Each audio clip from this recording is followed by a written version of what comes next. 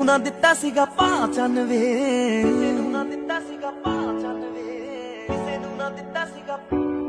ਵੇ ਮੈਂ ਤਾਂ ਤੇਰੇ ਉੱਤੇ ਸੈਂਟੀ ਹੋਈ ਵਾਲੀ ਫਿਰਦੀ ਕਦੇ ਕਿਸੇ ਨੂੰ ਨਾ ਦਿੱਤਾ ਸੀਗਾ 95 ਵੇ ਮੈਂ ਹਵਾ ਵਿੱਚ ਪਰੀਆਂ ਦੇ ਵਾਂਗ ਉੱਡਦੀ ਮੈਨੂੰ ਜਿਸ ਦਿਨ ਕਰਤੀ ਤੂੰ ਹਾਂ 95 ਕੈਲਗਰੀਆ ਤੂੰ ਛੱਡ ਕੇ ਕੈਲਗਰੀਆ ਤੂੰ ਛੱਡ ਕੇ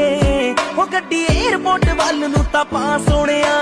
에어ਪੋਰਟ ਵੱਲ ਨੂੰ ਤਾਂ ਪਾ ਸੋਹਣਿਆ ਉਹ ਸਾਰਾ ਪਿੰਡ ਦੇ